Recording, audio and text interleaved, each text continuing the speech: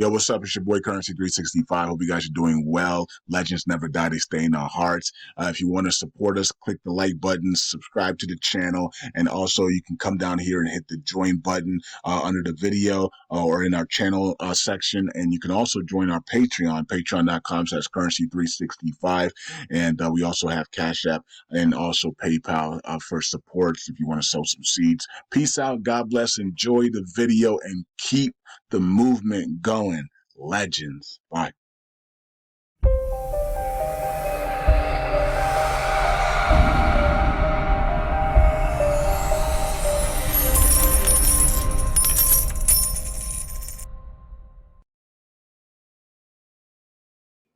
All right. Greetings to all. Welcome to Dorsey's Resource channel. This is the original channel. The topic of this video is going to be what happened to Dorsey's Resource channel exactly 1 year ago. I also wanted to add why I haven't gone live in a while or what's going on. And this is sort of to add on. It's a lot to unpack. It's only so much you can put in the description. But as usual, based on the topic, I normally give a disclaimer. This video is for educational, informational, and entertainment purposes only. Please understand everyone's individual circumstance or situation may be different.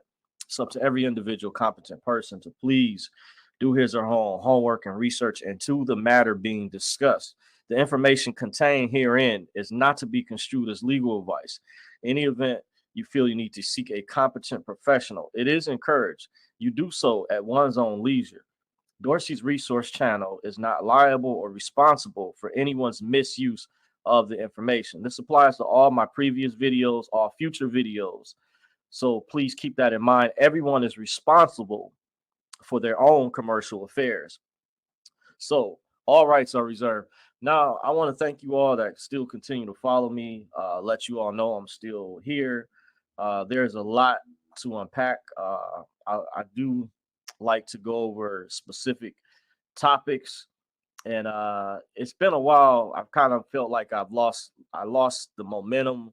I wanted to talk about some things, but I went over the main meat and potatoes. I wanted to kind of cover some of the overview of mainstream topics. But before I get into that, I want to stay on the topic at hand in case you're unfamiliar with what happened to exactly 1 year ago. I was getting off work. It was actually the early morning of May 31st, approximately you could say pretty much exactly 1 year ago. In the early morning, I noticed that I got an email from YouTube that one of my channels had gotten removed. And in case you're aware, that was my backup channel. It was Dorsey's Resource channel 2. And that channel was linked to this channel. In the past, prior to this, I tried to figure out a way in case I anticipated something like this would happen. I tried to separate it based on the content things that I talked about. Some of you already know about the censorship and stuff. You all actually, I remember there was a time period where there was subscribers that came to me and even informed me. I appreciate you all that did and let me know at the time that my channel wasn't receiving the amount of views it was supposed to get. I guess there's a way to actually tell if they're gaming the algorithms, manipulating the system, which that does go on. This has been confirmed. You had a whistleblower, I don't know how long ago it was, who used to work for Google. I've gone over, mentioned his name in the past by the name of Zach Voorhees. Major whistleblower. In case you're unfamiliar, you might have to go to independent sites like Rumble to look up the information about Zach Voorhees. He used to be an employee of Google, a top IT engineering professional, had amazing skill set. And because he went public with the information that he went public with, he was blacklisted by Google. He was even SWAT team. He was bullied, etc. Everything that Google claims they're not, or now their parent company, I hear, is named Alphabet. But I remember one of the older CEOs, you can look up Eric Schmidt. I don't know if I see here he's still involved in the background. You know how CEOs, people can step back, but they can still be involved with major corporations, transnational, international corporations. behind the scenes, because Google is worldwide. It's not just here in America, but it's on a global scale. And some would even say it's even interconnected with our intelligence agencies as well. But to stay on the topic so far, I know some may be wondering. I'm going. The reason I'm going over this again is I have people. I had a plethora of quite a bit of subscribers. There was some people who I know. One person I know actually personally that subscribed to me some years ago. She actually died. I won't say her name. Someone I was in contact with behind the scenes, and there may be some other people as well. But there's someone in particular that followed my channel, and even when I had my Facebook account was active, but currently my personal Facebook account is not currently active. I deactivated that, and there's some reasons why. There's I want to have a real conversation with you all. There's a intelligence operation going on, and there's been an intelligence apparatus that has been going on for a very long time. If you all have heard the term the deep state, or some refer to as the deep state, there really is a criminal cabal. There is a ruling class elite. They do have underlinks, and there's an agenda behind a lot of this, and why many channels, not just myself and others, have been censored or targeted or blacklisted or even whitelisted. Some would say just totally erased, just whited out from the mainstream. So to shut down our voices, to shut down what they call dissenting voices, by the way, that don't fit or don't speak on the actual narrative that your corporate bought off lamestream media, some call mainstream, some call them the lamestream. It's bought off corporate. They read from teleprompters, and if they don't report on those information specifically that they're given, they can be fired. They can be terminated. So you have many that just go along to get along, and that's why people sought out independent media. Is one of the reasons why TikTok has done so well despite this so-called ban that's coming. And that's just the front, by the way. They're just using TikTok as a cover to take away people's freedom of speech, freedom of expression. There's other reasons. One of my close confidants behind the scene, whose name I won't mention, stated that he also sees that, from his opinion, that people were making money off there, just like YouTube, where people are monetized. And the powers that be, he feels, in his opinion, they want people to be poor. They actually pretend as though, especially through the liberal, democratic, progressive party, to be your friend, want to put you on a pedestal. They try to make the Republican Party to be evil. They blame them for everything. Not saying that they're perfect, but notice I don't see when I do these videos, if you keep your eyeglasses on, I don't see some of these things when it gets into politics. I see more problems, more issues coming from very liberal, progressive cities. By the way, I see major problems compared to Republican ran cities of people and areas that support Trump. But the other areas, and when you know the history, the real history, not the disinformation, but real history that took place, you would understand the agenda and what's going on, and how the ruling class, they're using the Democratic Party as a weapon against us.